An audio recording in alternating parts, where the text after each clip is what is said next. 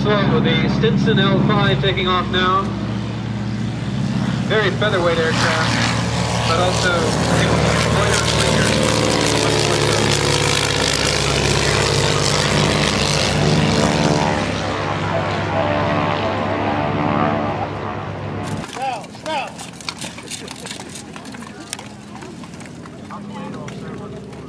So they want to get out of here as quickly as possible and remove the pilot from the field. Well, our rescue was successful this time.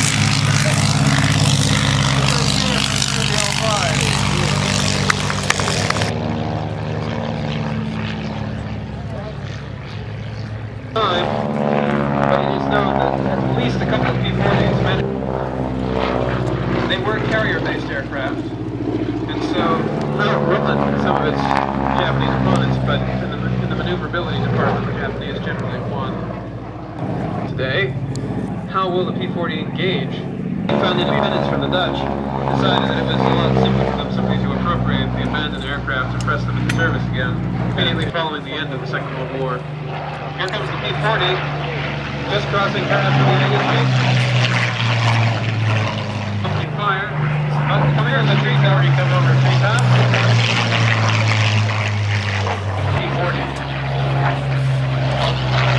One of the most spectacular P-40 groups on the time of the war. And that's coming up. And you can see the divided heads and served in various capacities. I think we've already mentioned that many of them were used in the Pacific Northwest as fighter bombers.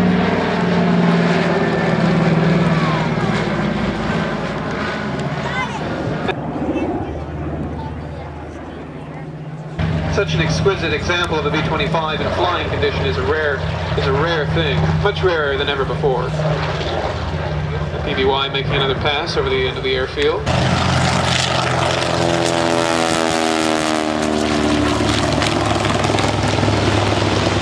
We'll be joining up with the other bombers in a few minutes for flybys.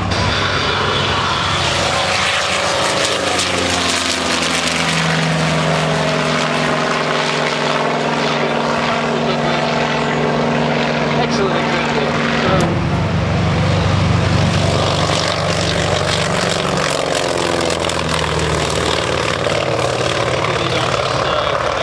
You'll be doing the other aircraft. These are all carrier-based airplanes. So the entire portion of the fuselage where the torpedo have been housed, and also the rear gun emplacement, you can see that portion just to the aft end of the fuselage. Skyraider passing over now. And here comes the Darkless. So two fine torpedo bombers and then one quintessentially American dive bomber. 227 flight hours, so a very long hours airframe.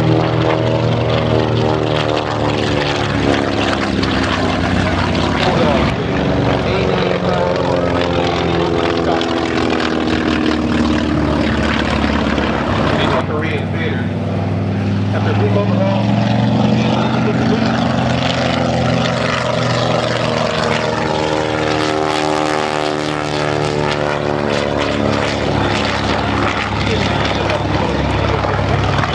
reinforced squadron BM-1820 that for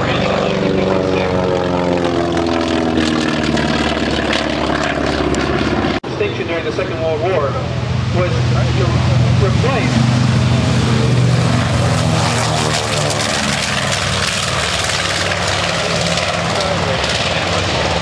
that purpose of the Skyraider was designed originally. The B-25 taking off now. Look, this one's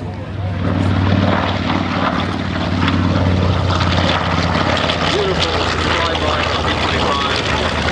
Nice and slow. Always impressive.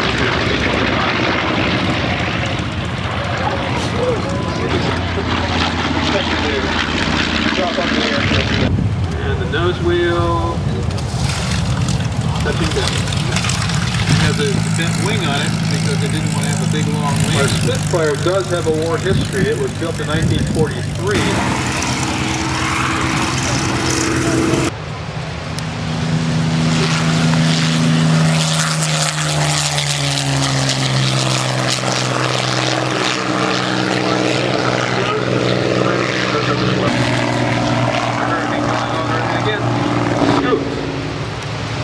side of the fuselage.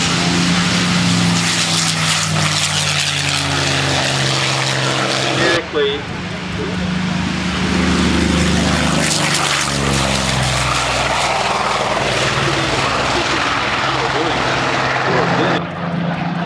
the Hurricane and the Spitfire. On the Hurricane, one scoop I need actually two radiators, and one is for the glide crawl for the engine cooler. As a result of that, the Mustang is much more efficient.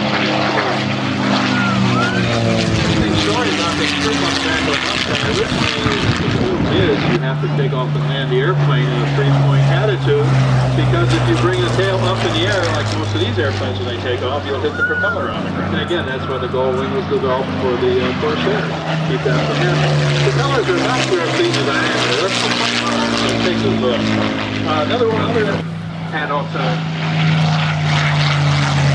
succeeded in downing more trailing aircraft, of course. So one might say they put it all back and they added their stuff to it and wouldn't tell us where it was. So it took us a couple of months after we got the Mustang's down on the ground. He'll be taxiing in front of you to his parking. Spitfire rolling in now. Now that you've seen the Spitfire, the Mustang, and the Hawker Hurricane in flight, comes the Corsair bigger locale.